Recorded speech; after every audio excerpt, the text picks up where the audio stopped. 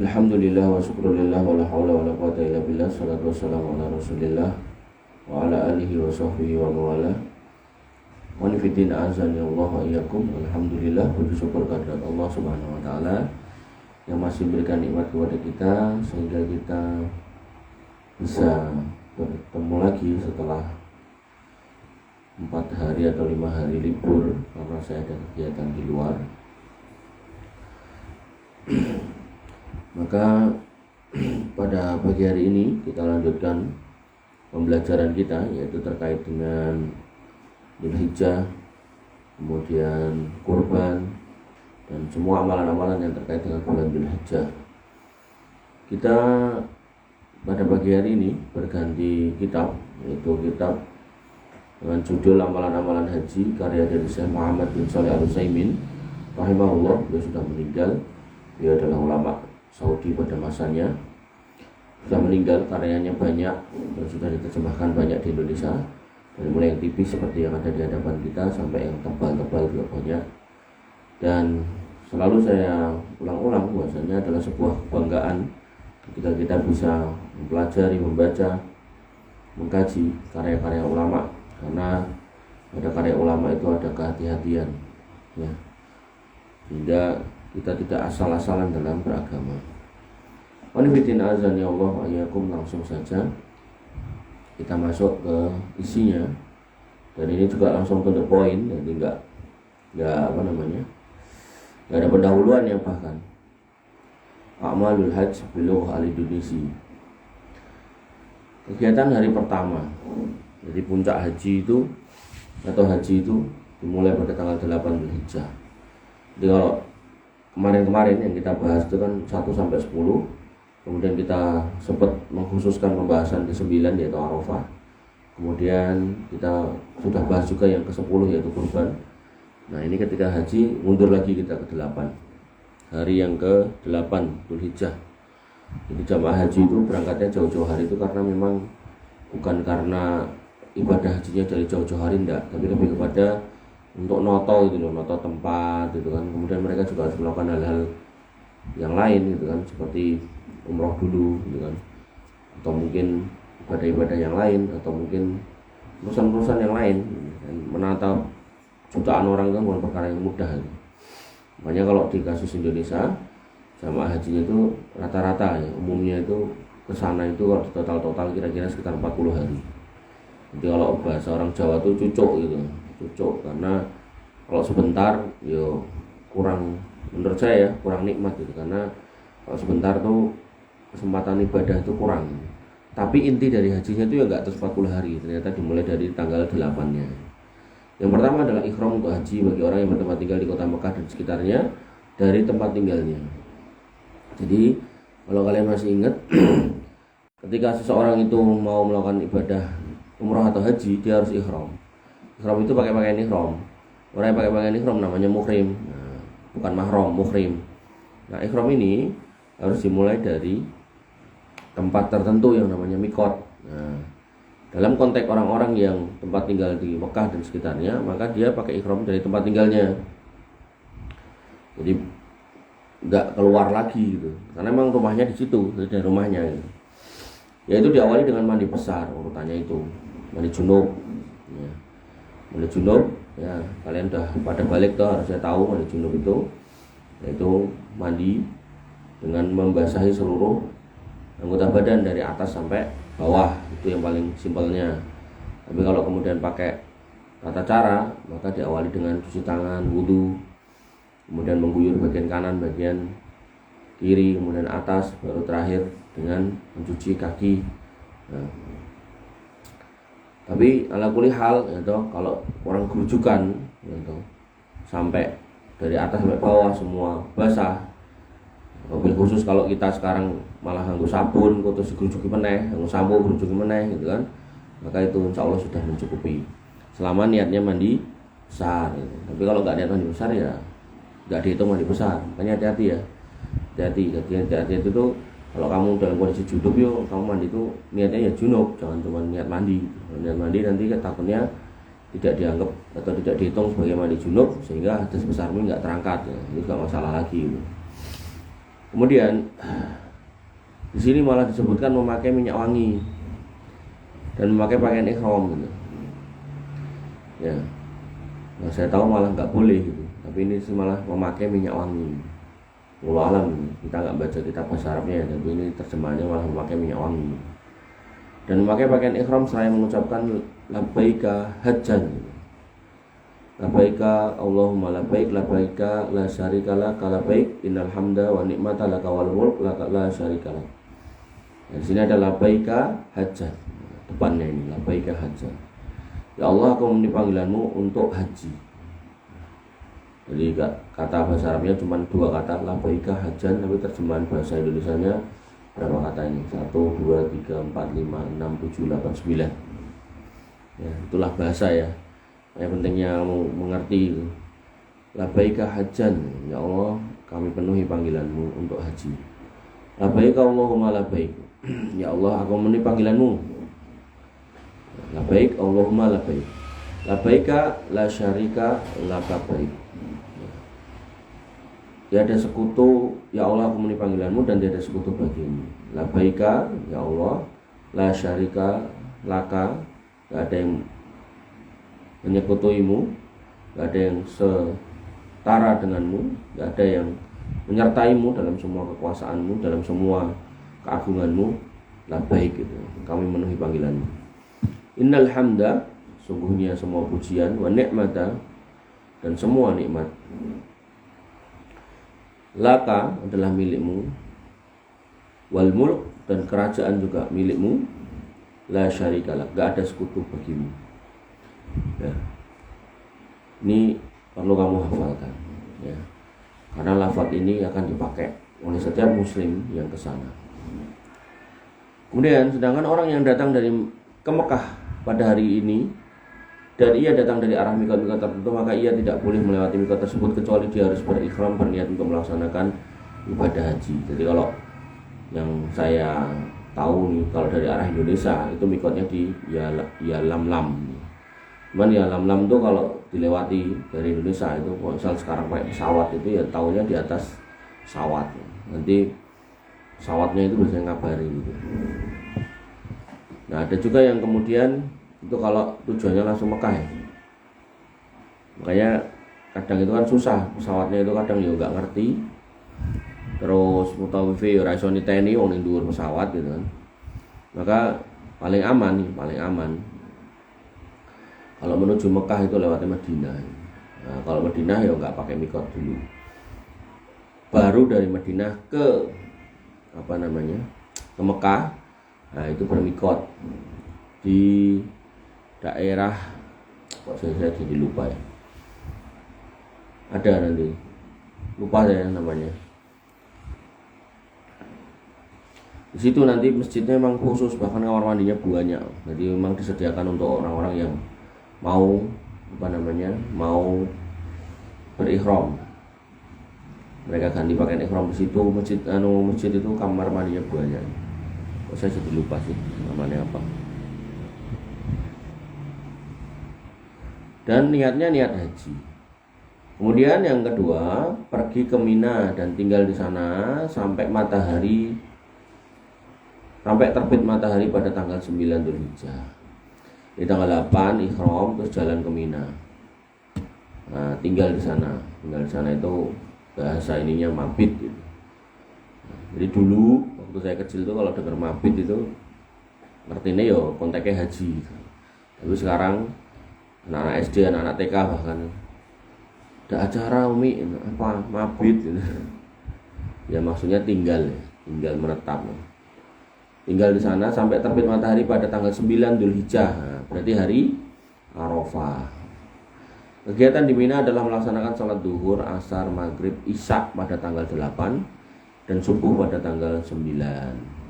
Nah, setiap sholat dilaksanakan pada waktunya, dan untuk sholat yang jumlahnya rakaatnya 4 diringkas qashar menjadi 2 rakaat. Jadi tidak dijamak ya.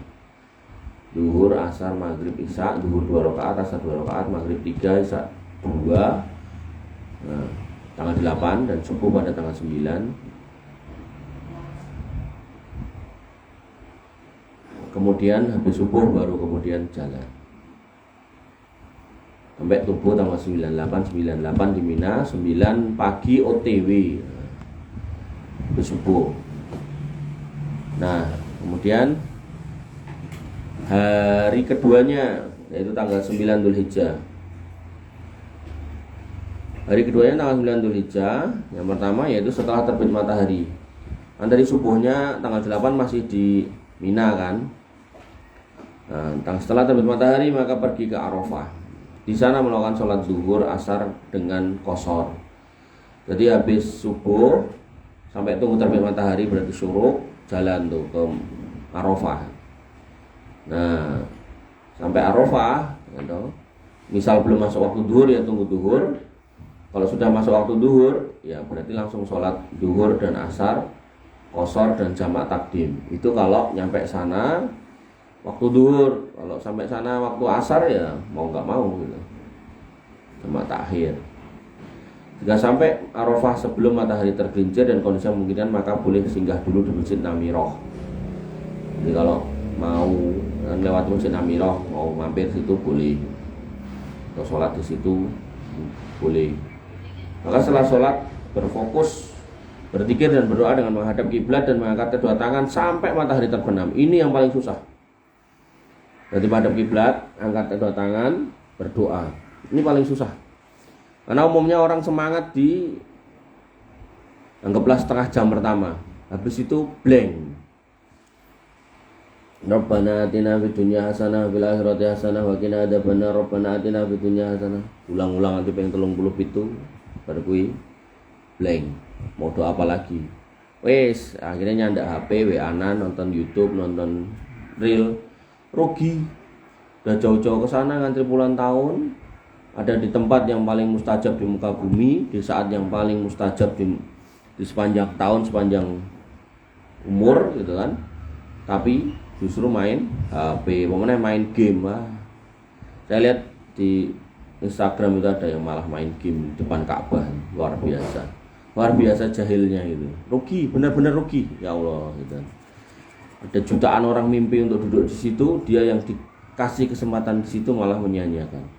Makanya saran saya buat kalian yang misal orang tuanya, pamannya, keluarganya, atau kamu sendiri ke sana, maka dari Indonesia bawa buku doa-doa yang paling tebel kalau perlu. Jadi begitu sampai sana baca itu dari awal sampai akhir. Kalaupun masih ada waktu baleni lagi. Karena ini dilakukan sejak masuk duhur, tergelincir matahari itu kan duhur ya. Jadi tengah matahari tengah kemudian tergelincir itu masuk duhur. Nah kemudian sampai matahari terbenam. Berarti masuk waktu maghrib. Dan sholatnya aja kamu disuruh jamak qashar gitu. Terus dijamak di qashar. Berarti kan ada hal penting banget yaitu apa? Doa gitu. Padahal jamak qashar ini itu ya itu untuk orang-orang yang safar. Ya benar kamu safar dari Indonesia ke sana. Cuman dalam konteks kamu di sana pas waktu wukuf itu kan kamu sedang duduk. Artinya kalau misal kamu sholat 4-4 jadi ya bisa gitu loh. Tapi karena ada yang lebih penting yaitu berdoa, ya maka diminta untuk tidak melakukan yang lain gitu loh. Oh sholat aja di qashar gitu loh. Di jamak mosok malah main HP. Ya maka saran saya buat kalian yang kemudian punya keluarga ke sana atau kalian sendiri yang ke sana, maka fokus, HP ditinggal. Kalaupun mau dibawa matikan gitu. Ya, HP atau hal-hal yang nggak penting itu nggak usah dibawa. Apalagi rokokan, waduh luar biasa. Ya Allah. Ya. Jadi benar-benar ini saya nasihatkan jangan sampai menyia-nyiakan waktu dan kesempatan di sana. Kemudian yang ketiga, setelah matahari terbenam, nah, berarti kan udah tanggal 9 terbenam tuh berarti kan masuk maghrib tuh, jalan ke Muzdalifah. Jadi Mina, Arafah, Muzdalifah, 8 Mina itu sampai subuh tanggal 9, kemudian terbit matahari jalan ke Arafah. Nah sampai terbenam matahari. Nah, setelah terbenam matahari maghrib jalan ke Muzdalifah. Di sana sholat maghrib 3 rakaat dan isya 2 rakaat. Jamak lagi. Lalu menginap di sana, mabit di sana hingga terbit fajar. Berarti terbit fajar berarti tanggal berapa?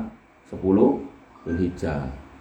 Nah, Setelah terbit fajar melaksanakan sholat subuh, dilanjutkan zikir dan berdoa sampai keadaan waktu yang sangat terang sebelum matahari terbit, ya, waktu syuruk.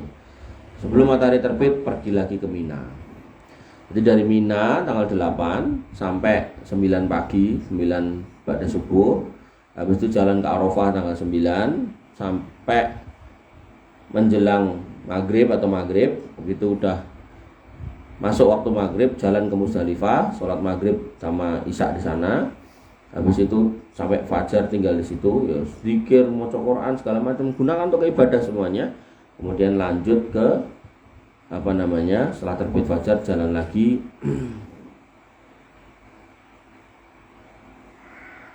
ke Mina, balik lagi ke Mina. Itu kegiatan kok hari kedua. Iya, hari kedua ya, 9-nya ya. Gitu aja. Jadi ini udah masuk 10 ini. Di sini udah Mina ini udah tanggal 10. Hari ketiga yaitu hari yang ke-10-nya, ya setelah sampai Mina menuju ke Jumratul Aqobah. Sudah disiapkan di sana namanya Jumratul Aqobah. Di sana melontar batu kerikil sebanyak 7 butir secara berturut-turut dan diiringi takbir pada setiap lemparan. Allahu Akbar, Allahu Akbar, Allahu Akbar. Kesalahan jamaah haji di Indonesia memahami nek nyempar Jumrah Aqobah ini lempar setan. Jadi dia melihat atau merasa yang dilempar adalah setan. Harusnya kerikilnya kecil, dia nggak mantep. Bahkan dia nyari batu yang gede, bahkan sebagian pakai sendal itu nggak benar. Ya. Nah, apakah nggak benar ini menyebabkan amalnya jadi batal apa enggak? Oh, alam saya nggak tahu. Yang jelas sesuatu amal itu kalau jauh dari sunnah itu paling nggak minimal itu pahalanya berkurang. Ya, maka hati-hati. Jadi kalaupun memang misal ya sejarah atau asal muasal dari ibadah Jumratul Aqobah itu karena melempar setan misal gitu zaman dulu, tapi bukan berarti sekarang itu yang melempar setan gitu loh ya. Itu bagian dari ritual saja yang kemudian nggak usah membayangkan itu adalah setan. Nanti kalau perintahnya kerikil kecil ya nggak usah pengen gede. Sama kayak kurban zaman dulu adalah Nabi Ibrahim diperintahkan menyembelih anaknya gitu. Terus kita pengen ngikuti sunnah Nabi Ibrahim menyembelih anak yang nggak benar juga gitu, karena syariatnya udah ganti, yaitu menyembelih kambing, menyembelih sapi, binatang min bahimatil an'am. Yang kedua, menyembelih hewan kurban jika mempunyai hewan kurban. Nah, jika mempunyai di sini ada 2 kondisi. Orangnya bisa nyari sendiri di pasar, kemudian disembelih, tapi nyembelihnya juga nggak bisa sembarangan. Ada tempatnya khusus. Nah, maka sebagian orang-orang haji itu memilih membayar, mewakilkan, ini juga boleh. Nah, cuman ada sebagian orang yang nakal itu memanfaatkan kesempatan itu, ya ngambil duitnya tapi nggak dibelikan hewannya. Maka pentingnya seorang jamaah melalui kelompoknya, kelompok dalam artian kelompok regunya, itu kemudian memastikan duitnya itu benar-benar dibelikan kambing dan disembelih, walaupun nggak menyembelih. Artinya walaupun nggak melakukan sendiri penyembelihan itu loh. Kan kalau kita belajar kemarin, yang utama itu hewan kurban kita sembelih, kita sendiri menyembelih gitu loh. Tapi kalaupun kita mau nitip nggak apa-apa, tapi dalam proses nitip itu kalau usahakan kita tahu benar kalau hewan kita itu disembelih. Yang ketiga, menggundul atau memendekkan rambut secara merata. Kemudian bertahalul untuk yang pertama. Nah, jadi kalau menggundul ya habis, kalau memendekkan rambut ya dipotong pendek tapi semuanya. Nah, ini konteksnya kalau yang laki-laki. Nah, kadang laki-laki ngikuti perempuan, dipotong sedikit kuncungnya tok, itu juga kurang tepat. Jadi kalau mau dipendekin aja nggak digundul ya berarti potong semuanya.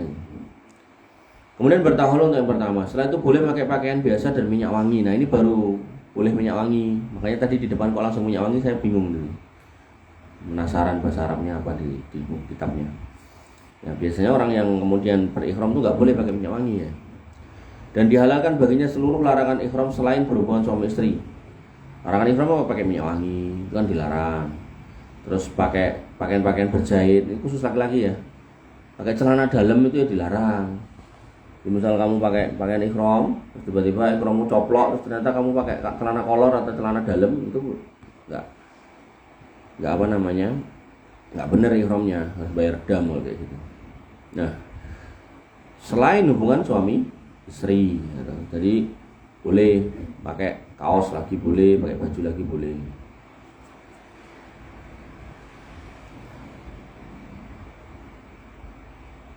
Kemudian pergi ke Mekah untuk melaksanakan tawaf ifadah. Oh, di sini berarti masih pakai pakaian ihram, maaf. Pakaian ihram.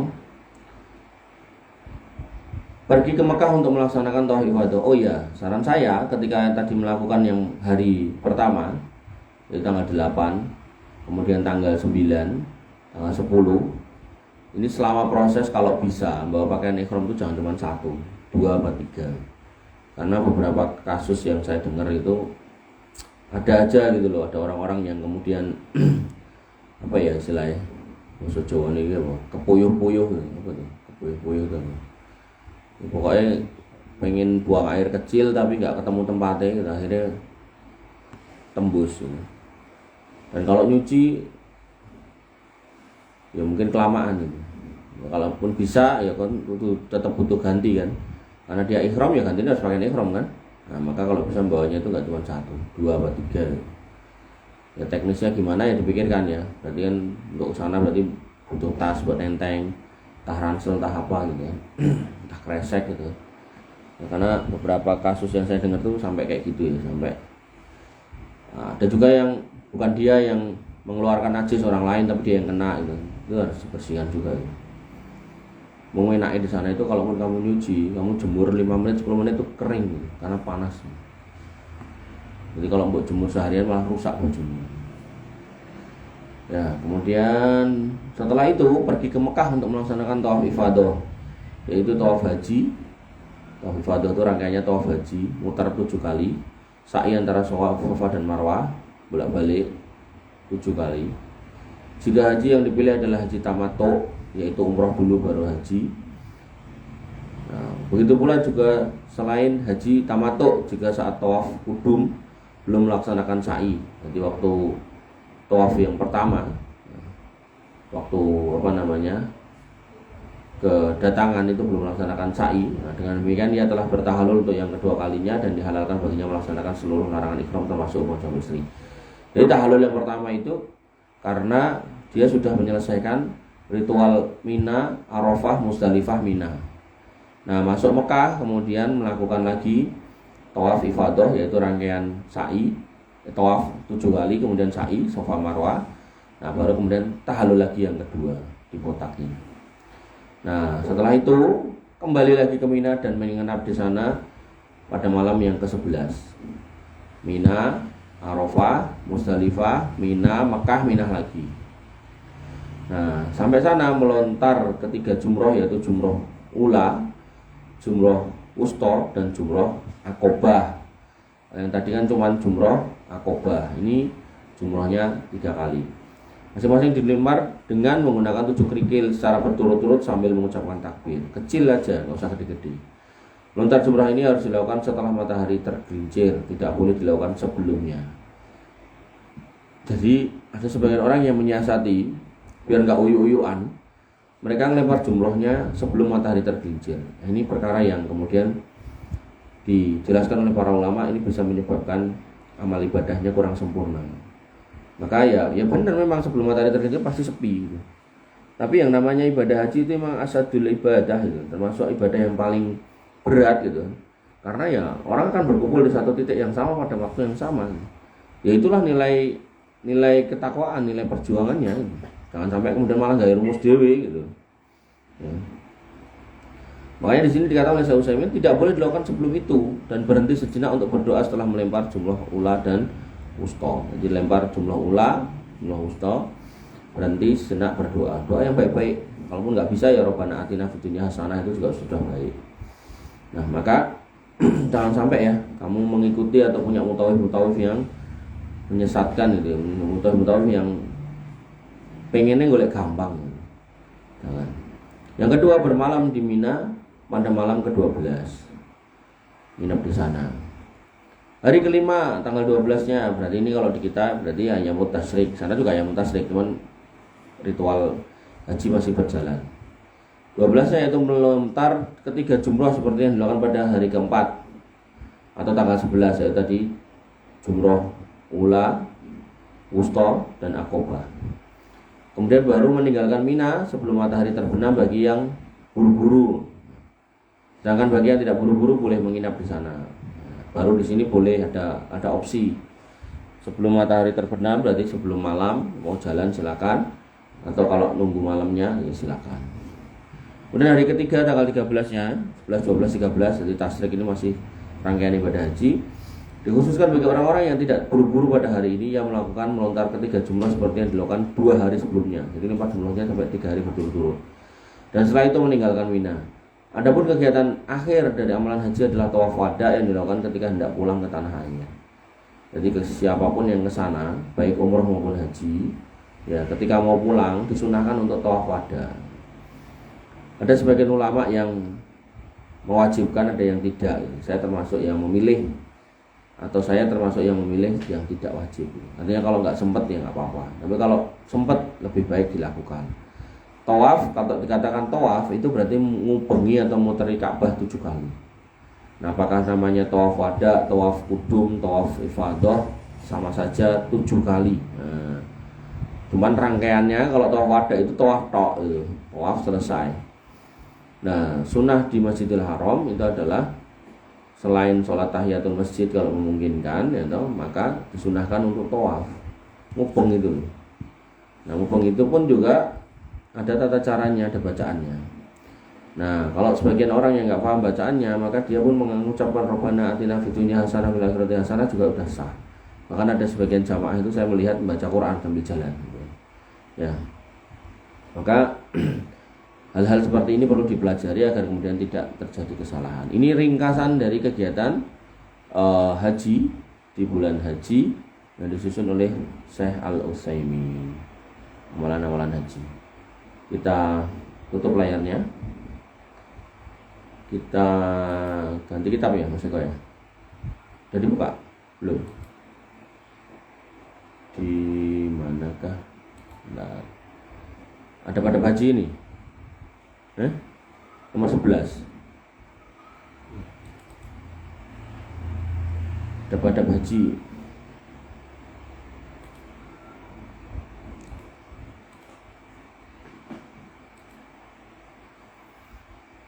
Ini benar?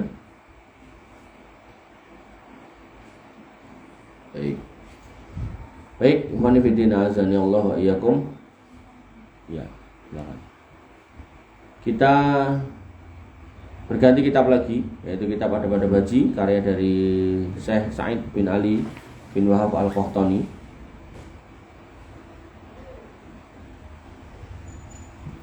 Jadi kalau tadi ritual inti haji, kita sekarang berganti ke Adab-Adab Haji. Seperti umumnya buku, ada pembukaannya dulu. Bentar.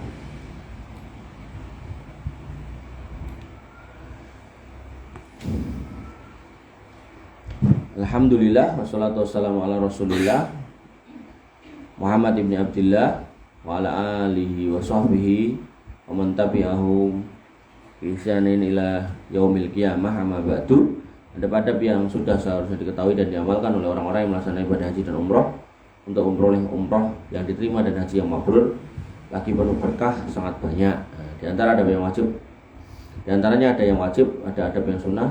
Maka saya menyebutkan sebagian darinya sebagai contoh untuk menyebutkan semuanya, bukan menyebutkan semuanya. Yang pertama, istikharah kepada Allah Subhanahu wa taala dalam menentukan waktu kendaraan dan teman serta arah jalan jika banyak arah jalan. Juga minta pendapat orang soleh dalam hal ini. Adapun ibadah haji sesungguhnya sangat baik tanpa dilakukan lagi, dan cara sholat istikharah adalah sholat 2 rakaat kemudian berdoa dengan yang warid. Nah, ini saya baru tahu juga gitu. Sampai untuk urusan ini diminta untuk istikharah, saya baru tahu juga. Jadi kalau memungkinkan menurut Syekh Sa'id bin Wahab Al-Qahtani kita diminta untuk istikharah. Setelah itu sholat 2 rakaat, kemudian salam, kemudian setelah itu berdoa, Allahumma inni astaghfiruka bi ilmika wa astaghfiruka bi qudratika wa as'aluka min fadlikal azim fa innaka taqdiru wa la aqdiru ta'lamu wa la a'lamu wa anta 'alamul ghuyub.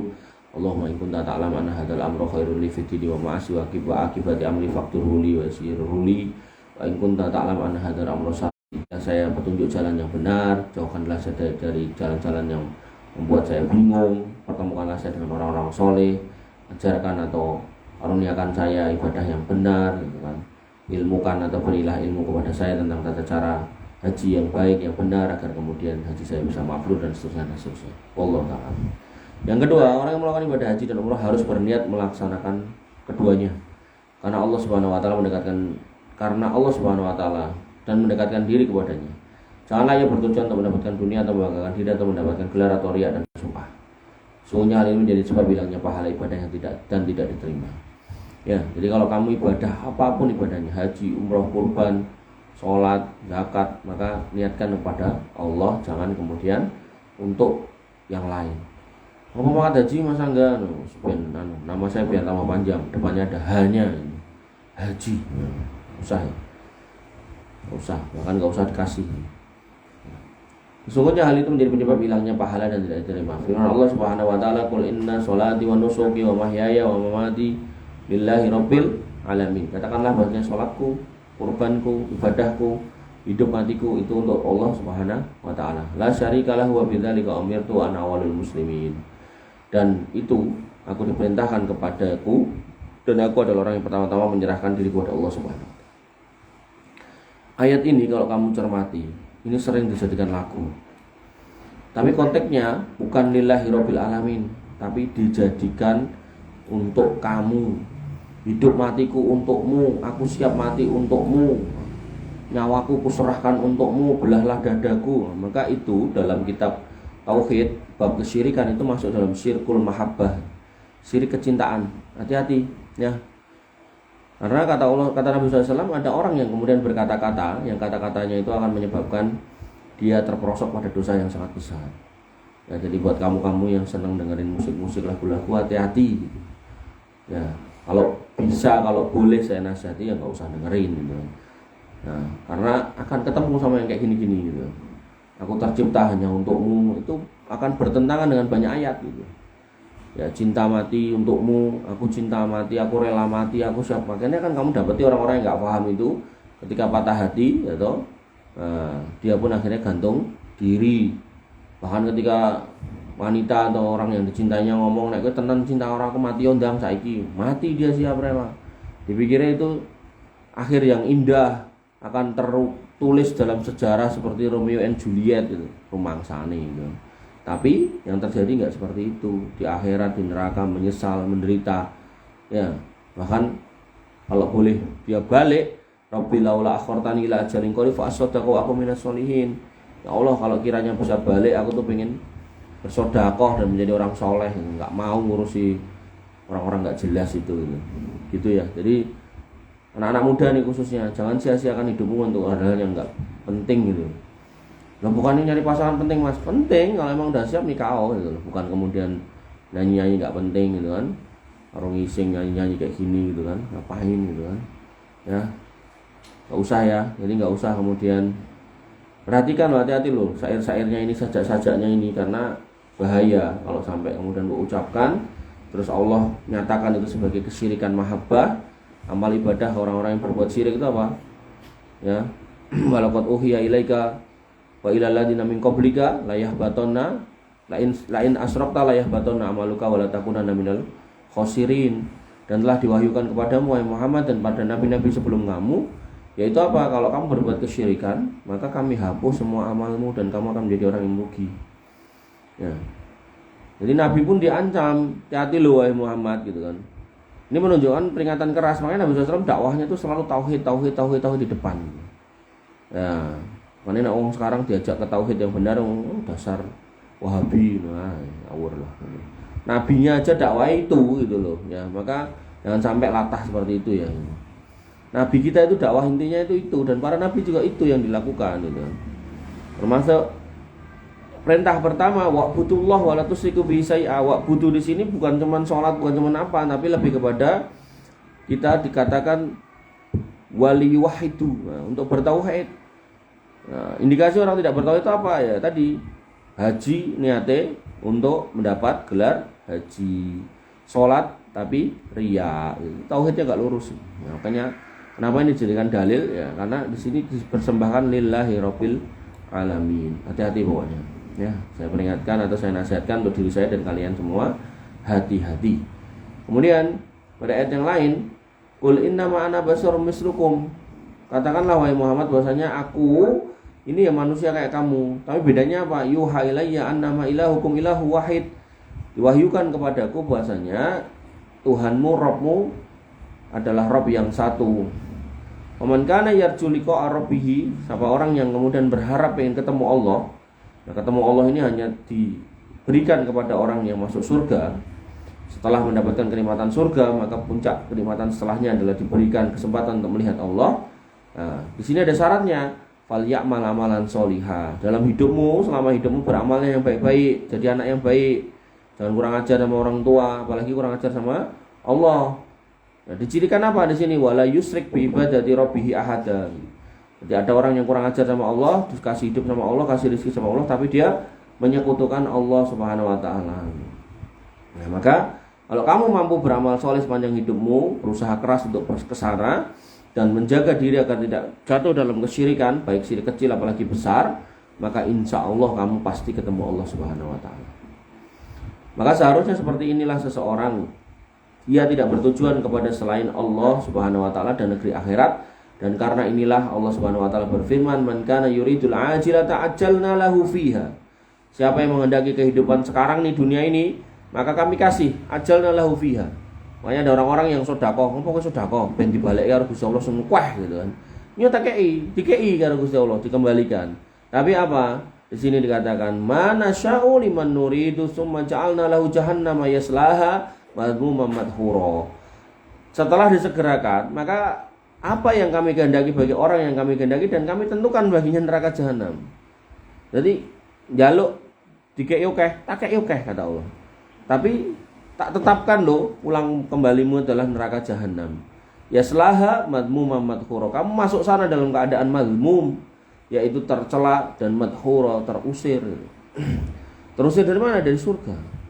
Makanya jangan pernah, sekali lagi saya ingatkan untuk diri saya dan kalian semua, jangan pernah kita itu beramal sholih, ya, ngaji kah, majelis ilmu kah, kemudian sedekah kah, salat kah, infak kah, zakat kah, haji kah, hanya untuk mengejar gelar-gelar yang enggak penting, sebutan-sebutan yang enggak penting, pujian-pujian yang enggak penting.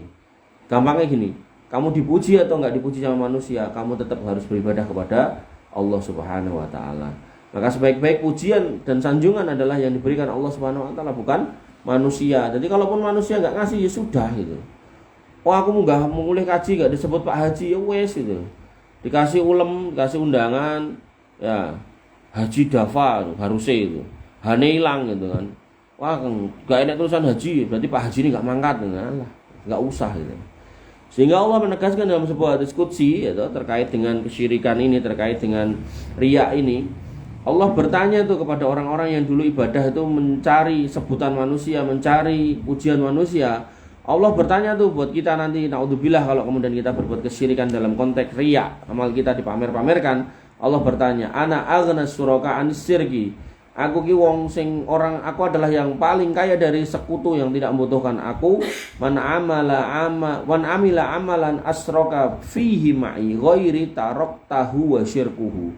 Allah menyatakan bahwasanya siapa yang dulu berbuat perbuatan yang ia menyekutukan aku dengan yang lain. Jadi harusnya amal itu dipersembahkan buat aku, kok mau persembahkan buat yang lain.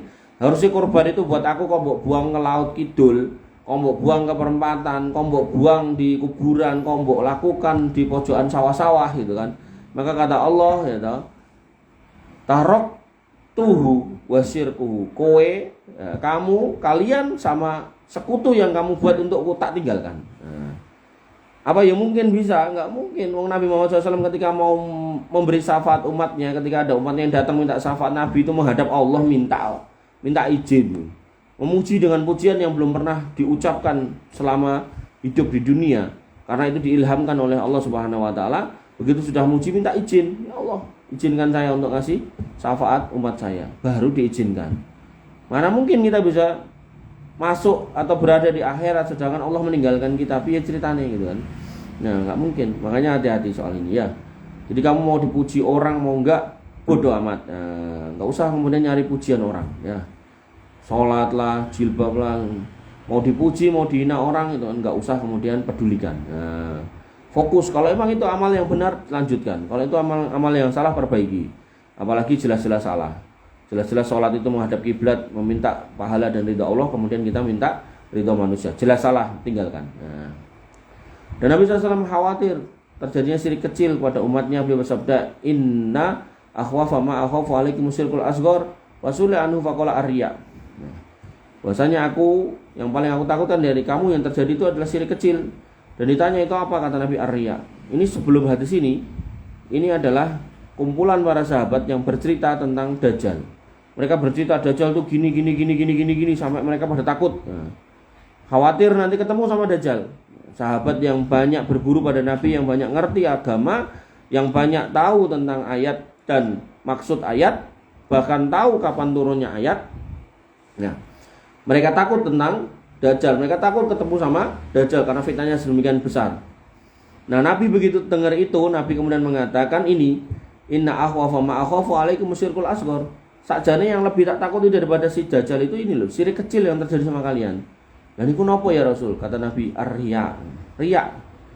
Jadi Nabi itu lebih khawatir kita itu kena riya daripada kena Dajjal. Karena orang-orang yang beriman, dia akan tahu kalau Dajjal itu bukan Tuhan. Orang-orang yang ngaji, orang-orang yang majelis ilmu, dia akan tahu kalau Dajjal itu manusia biasa, dicirikan dengan banyak. Dia makan, dia minum, ya, dia kemudian capek, dia kemudian tidur, bahkan puncaknya matanya satunya sakit. Allah Subhanahu wa taala itu bukan Rob yang kemudian punya kekurangan. Maka kalau kemudian ada orang ngaku-ngaku Tuhan, kok kemudian dia masih makan dan minum kayak kita, dia masih tidur kayak kita, bahkan dia ke WC kayak kita gitu kan, maka itu jelas bukan Tuhan gitu loh. Nah, apalagi kamu lihat Dajjal itu matanya satunya sakit. Makanya Nabi mengatakan, aku enggak takut kamu ketemu Dajjal, yang aku takutkan justru kamu kena riya. Karena riya ini menimpa banyak orang, bahkan orang-orang yang disebut masyarakat sebagai orang yang alim, orang-orang yang solih gitu. Itu mungkin sekali dan sangat besar sekali kemungkinannya kena riya. Beliau kemudian bersabda, barang siapa yang ingin didengar atau suka didengar orang lain, niscaya Allah memperdengarkan dengannya, dan barang siapa yang ingin dilihat, niscaya Allah akan memperlihatkan dengannya. Artinya kalau emang kamu pengen riya, pengen sum'ah, Allah akan buat orang lain tuh melihat amalmu. Tapi ya kita rugi, kita nggak dapat apa-apa. Makanya nggak usah kemudian kita berharap amal kita dilihat orang. Allahu Akbar itu, celingak-celinguk, matanya lirik kanan lirik kiri. Ada orang nggak? Kalau ada dia akan makin khusyuk. Kalau nggak ada dia akan cepat kayak ayam makan biji-bijian itu ya. Nggak bener ya gitu. Guna Allah Subhanahu wa taala berfirman, "Wa ma umiru illa liya'budullaha mukhlishina lahuddin. Hunafa wa yuqimus shalah wa yutuz zakah wa dzalika dinul qayyimah." Bahwasanya mereka tidak disuruh kecuali untuk menyembah Allah saja dengan memberikan ketaatan kepadanya dalam menjalankan agama yang lurus, dan supaya mereka mendirikan sholat dan menunaikan zakat. Jadi di sini dikatakan bahwasanya mukhlishina lahuddin. Kamu kalau mau ngamal di dalam agama ini yang ikhlas saja gitu. Oh, saya kan kerja untuk nyari nafkah, silakan, nggak apa-apa. Kamu harus kerja, harus dilihat sama atasanmu, masuk, harus punya hasil, kemudian nanti baru digaji. Iya, nggak apa-apa, itu kerja. Tapi kalau konteksnya sholat, aku kan sholat biar kelihatan sama bos saya, karena bos saya bilang nanti kalau sholat dikasih duit 100.000 gitu. Nah kalau itu yang kamu tuju, ya kamu nggak dapat apa-apa gitu. Mendingan sholat aja, fokus sama Allah Subhanahu wa taala gitu. Soal nanti bosnya ngasih bonus apa enggak urus lah. Bosnya lupa ya nggak usah diingatkan, ya nggak apa-apa ya. Bos lupa ngasih bonus loh. Jangan lupa loh, aku udah sholat loh sehari ini 5 kali loh. Bonusnya mana? Karena mungkin bosnya melakukan itu ngelihat kalau kamu tuh sholatnya nggak tertib, makanya digitukan gitu. Nah, maka orang yang beriman itu nggak perlu, atau udah nggak usah saya dikasih, saya tetap akan sholat walaupun jenengan nggak kasih bonus. Nah, kalaupun jenengan lupa, saya akan ikhlaskan karena memang kewajiban saya sholat. Nah, gitu. Jangan kemudian, alah ngomongnya kayak bonus, bareng sholat lali kayak bonus, sesuk aku tak rasa sholat. Nah, itu jelas riya sekali. Yang ketiga, seorang yang ingin melaksanakan ibadah haji dan umrah harus memahami hukum-hukum haji. Nah, makanya ini kita belajar. Loh kan saya juga nggak tahu umrah kapan, haji kapan, ya sama, gitu kan. Karena kemudian kita nggak tahu, kita belajar dulu. Nah, makanya saya selalu dikritik sama sebagian teman saya gitu. Ketika saya ngajarkan fikih poligami, dia dikritik. Oh, saya ngajari, rong tau nglakoni, ngajari gitu kan. Ya, saya tanya balik, apakah ketika kamu mau haji, kamu haji dulu baru belajar, atau belajar dulu baru haji? Nah, dia bingung. Bingung menjawab, karena kalau dia ngerti, dia sebenarnya dia ngerti jawabannya. Cuman kalau dia jawab, dia akan membantah omongan yang pertama gitu. Makanya saya pertegas saja langsung. Dia harus belajar haji dulu baru berangkat. Jangan dibalik, berangkat dulu belajar haji. Terus ngantrinya puluhan tahun belajarnya di sana, akhirnya salah-salah harus ngulangi, nggak sah gitu kan. Ngantri lagi puluhan tahun ya kalau umurnya panjang, kalau enggak ya malah enggak sido gitu kan. Maka dalam Islam ya toh belajar dulu baru beramal. Makanya Imam Al-Bukhari ya toh membuat bab dalam kitab Sahih Bukhari dengan judul Al-ilmu qabla al-qauli wal amal. Berilmu dulu sebelum ngomong dan berbuat. Nah, sehingga dalam konteks ini walaupun kalian kita belum naik haji atau belum berangkat haji atau belum umroh, maka belajar dulu nggak apa-apa dan itu lebih baik. Nah jadi kalau walaupun sekarang misal paham ngecek ngawang-ngawang Mina, Musdalifah, Jumrah Ula, Jumrah Wusta, Jumrah Aqobah, kemudian Tamato, Kiron, Tahallul, masih ngawang-ngawang gitu. Nanti dalam prakteknya oh ini toh gitu loh, enak kalau udah belajar dulu. Nah. Juga hukum-hukum safar sebelum melaksanakan perjalanan seperti qashar, jamak dan hukum tayamum, mengusap kuf dan lain-lain. Termasuk tata cara sholat harus pelajari semua. Nabi SAW bersabda, "May yuridillahu bi khairan yufaqihu fiddin." Siapa yang Allah kehendaki kebaikan untuknya, dia Allah akan memberikan pemahaman kepadanya dalam masalah agama. Kemudian yang keempat, ya sebelum berangkat ke sana diminta untuk bertobat dari segala perbuatan maksiat dan dosa. Sama saja ia berhaji atau umroh dan yang lainnya, maka ia harus bertobat dari semua dosa. Ya. Dan hakikat taubat adalah berhenti dari semua dosa dan meninggalkannya, menyesali perbuatannya dan berteguh hati tidak akan mengulanginya. Dan jika berbuat zalim kepada orang maka harus kembalikan apa yang menjadi kedoliman itu dan minta halalnya. Sama saja merupakan kehormatan atau harta dan yang seterusnya. Jika ia tidak punya kebaikan, saya akan diambil dari kejahatan dari saudaranya lalu dicampakkan kepadanya. Jadi kenapa kita diminta untuk minta maaf, memperbaiki keadaan dengan manusia agar kemudian jangan sampai itu ditagih di akhirat itu loh. Amalmu banyak, amal haji, amal ini sampai di akhirat karena kita nggak minta maaf ini dan ditagih diambil dari pahala kita. Pahalanya tidak cukup, dosa orang itu diambil dikasihkan ke kita. Rugi kita capek-capek ke sana. Makanya saya selalu katakan bahasanya termasuk ciri anak-anak akhirat itu adalah mereka tidak berbuat dolim. Ya, tidak berbuat dolim. Nah, jadi jangan sampai kamu mendolimi teman, jangan sampai kamu mendolimi saudara, jangan sampai kamu mendolimi orang tua. Gitu. Jadi dolim itu adalah wad usai bi ghairi makani, meletakkan sesuatu tidak pada tempatnya. Sendal harus di kaki kamu taruh di kepala, itu dolim. Orang tua harusnya kamu hormati tapi kamu kurang ajar, itu dolim. Anak harusnya kamu openi tapi nggak kamu urusi, itu dolim. Suami harusnya kamu perhatikan tapi nggak kamu perhatikan, itu dolim. Seorang istri harusnya kamu jaga tapi nggak kamu jaga, itu dolim. Termasuk tetangga harusnya kamu bersikap baik, kamu nggak baikin, dolim. Nah maka kata Nabi SAW, ad-dulmu dulumatu yaumal qiyamah. Kedoliman itu akan menyebabkan gelapnya hari kiamat kita. Kita butuh lentera untuk berjalan di atas sirat agar tidak terperosok ke neraka. Tapi justru kita yang dapat adalah kegelapan karena kita sepanjang hidup kita atau selalu berbuat kedoliman pada orang. Dan termasuk kedoliman yang terbesar adalah dolimnya orang-orang yang diberi amanah gitu. Makanya kalau kamu dikasih amanah jangan sampai berbuat dolim gitu. Nah makanya di sini dikatakan sebelum berangkat haji pastikan urusan-urusan tentang kedoliman itu selesai, jangan tambah ditambahi gitu. Ya, karena nanti amal itu akan diminta oleh orang-orang yang berbuat yang kita dolimi, naudzubillah. Kemudian yang kelima, orang yang melaksanakan haji harus memilih harta yang baik, yang halal. Jangan haji dari harta korupsi. Ya, kemarin dari sidang Menteri Pertanian mantan itu kan, itu dana korupsi digunakan untuk umroh bareng-bareng. Sana itu nanti mensucikan hartanya, enggak ya? Enggak berguna itu ibadahnya kalau pakai harta yang kotor. Makanya dalam kaidah orang kafir itu ada Robin Hood, di Islam nggak ada. Robin Hood itu nyuri untuk ngasih makan orang miskin, di Islam nggak ada. Kalau memang orang kaya yang pelit ya sudah, itu orang kaya nanti nanggung urusannya. Nah, orang miskinnya ya sudah suruh sabar aja. Ya, maka nggak bisa kemudian kita meniru gaya orang kafir itu. Maksudnya kita bisa beribadah dengan harta-harta haram, nggak boleh. Ya, makanya nanti dalam sebuah hadis ada kayak di sini, nggak ada. Itu bahwasanya ketika orang ke sana pakai harta yang halal, dia mengatakan labbaik Allahumma labbaik, fayunadi munadi minas sama, maka dari langit itu akan ada yang menyeru labbaika wa sa'daika. Ya, selamat datang dan kamu disambut dengan penuh kegembiraan. Tapi ada orang yang kemudian datang ke sana dengan harta haram gitu kan. Kemudian dia mengatakan labbaik Allahumma labbaik gitu kan. Kemudian dijawab oleh penyeru dari langit yaitu para malaikat, la labbaik wa la sa'daik. Enggak ada labbaik-labbaikan buat kamu dan enggak ada kegembiraan atas kedatangan kamu. Bosok gampangnya kamu kesini malah ngotori masjid haram. Nah, sehingga harusnya kita tuh introspeksi, hati-hati jangan sampai bawa harta haram. Dan harta haram ini bukan berarti terus hasil jualan babi narkoba, enggak ya. Kamu dagang beras tapi kamu nyurangi timbangan, itu yo hartanya yo haram. Kamu jadi lurah, kamu korupsi duit dana desa, itu yo haram. Ya, kamu jadi pejabat, ya toh. Kamu main proyek kemudian kamu korupsi di situ, ya toh, itu yo haram. Ya, kamu jadi pejabat kemudian kamu minta sama penyedianya, sama suppliernya, tak ke proyekmu tapi aku mau umrohke mbok hajikan, itu yo haram. Ya. Banyak harta haram, maka pentingnya belajar muamalah, fikih muamalah di situ. Nah, insya Allah nanti kalau pembahasan ini selesai kita akan belajar fikih muamalah. Nah, kemudian yang keenam, disunahkan baginya untuk menulis wasiat. Nah, karena kamu mau safar jauh, tulis wasiat. Sekarang yang terkait dengan hak dan kewajiban ajal ada di sisi Allah Subhanahu wa taala. Ya, firman Allah Subhanahu wa taala, innallaha indahu ilmu sa'ah. Sesungguhnya Allah Subhanahu wa taala pada sisinya adalah ilmu tentang hari kiamat kapan terjadi.